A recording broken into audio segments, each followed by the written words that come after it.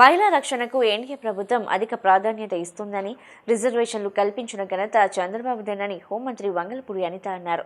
మహిళలపై అఘాయిత్యాలకు పాల్పడిన వారిపై సెక్షువల్ అఫెండర్ షీట్ ఓపెన్ చేసి కఠిన నిఘా ఏర్పాటు చేస్తామని హోంమంత్రి స్పష్టం చేశారు.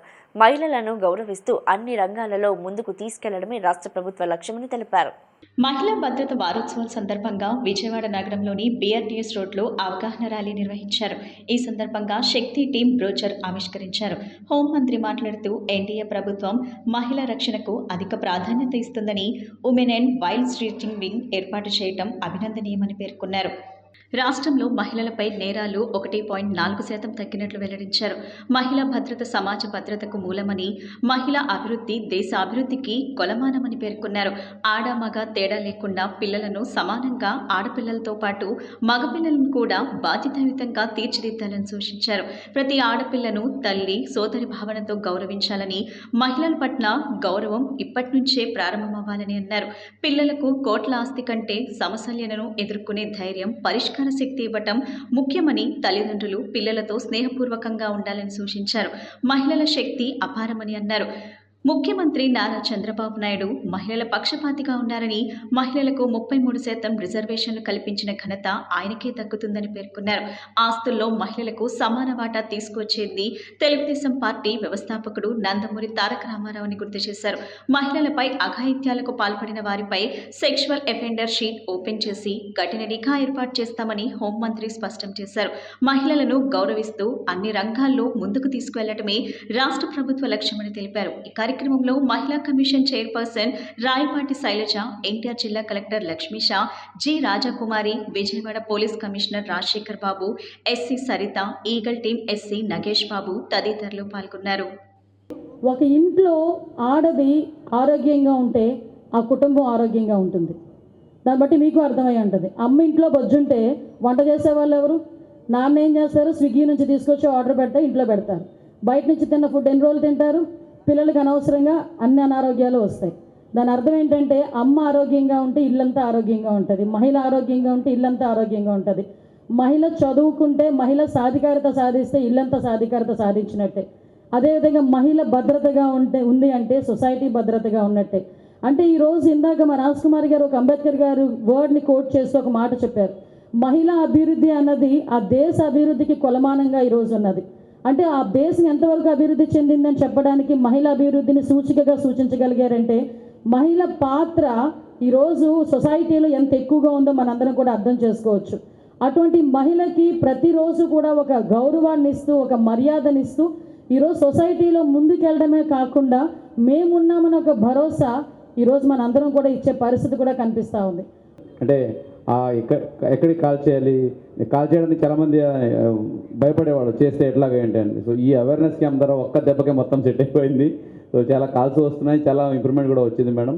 ఇదే ప్రకారంగా ఎన్టీఆర్ జిల్లాని విమెన్ సేఫ్టీలో కూడా నంబర్ 1గా నిలపాలని తీసుకున్న ఈ దీక్ష అయితే ఉందో, ఇప్పుడే సిపి గారు చెప్పారు, దీన్ని కంపల్సరీగా జిల్లా యంత్రాంగం ముందుకు తీసుకెళ్ళడానికి అన్ని సహకారాలు అందించాల్సిన అవసరం ఉంది. దీనికి ముఖ్యంగా ప్రజలు అలాగే మీడియా మిత్రులు కూడా ఆ పాజిటివ్గా దీన్ని ముందుకు తీసుకువెళ్ళాలి.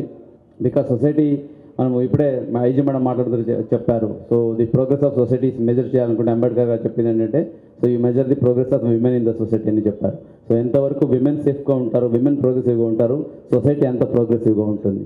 సో వాళ్ళ స్ట్రెంగ్త్ అలాగే వాళ్ళ డెడికేషన్ మనం ఎంత సిస్టమ్కి కన్స్ట్రక్టివ్గా ఉపయోగించుకుంటామో అంత ఎఫిషియన్సీ పెరుగుతుంది. సో ఆ విషయంలో చూసుకుంటే మనం healthy, wealthy, happy Andhra Pradesh achieve చేయాలని స్వర్ణాంధ్రప్రదేశ్ విజన్ మనకైతే సీఎం గారు ఇచ్చారో, అలాగే వికసిత్ భారత్ విజన్ అయితే గౌరవ ప్రధానమంత్రి వాళ్ళు ఇచ్చారో అది మనం సాధించాలంటే women empowerment, women safety is the utmost importance. Really the need of the hour and meaningful. ఎందుకంటే నిజమైన సాధికారత అనేది మన ఆలోచనల నుంచే మొదలవుతుంది. It's basically rooted in the minds. Like ఒక సొసైటీ కానీ, ఒక ఇంట్లో కానీ, how they think about a women, how institutions provide needs for women, and how governance creates an environment where women can live with dignity, safety and respect. So ultimately women empowerment is nothing but the environment each department creates for women to thrive. And mahila bhadrata anedi kevalam oka law and order concern or amsam kadandi. It's సాధికారతకు పునాది. ఎందుకంటే ఒక అమ్మాయి సురక్షితంగా కాలేజ్కో స్కూల్కో వెళ్ళగలిగితేనే education అనేది continue చేస్తుంది. అలాగే ఒక గౌరవప్రదంగా ఒక వర్క్ ప్లేస్ ఉంటేనే తన పని తను చేయగలుగుతుంది.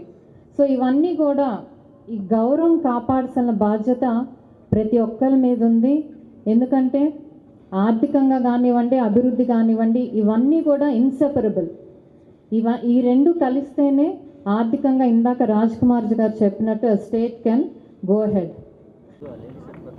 ఉమెన్ సేఫ్టీ అంటే ఉమెన్ని ఈరోజు ఈ మధ్యన మీరు చూశారు, డ్రగ్స్పై దండయాత్ర అనే ఒక కార్యక్రమాన్ని చేపడితే 5 మంది మహిళా పోలీస్ అధికారిణులు ఒక 34 రోజుల పాటు ఒక మాస్ మూమెంట్ని ప్రజల్లో చైతన్యాన్ని రగిలించి డ్రగ్స్ మీద ఒక యుద్ధం చేస్తూ ముందుకు వెళ్ళారు.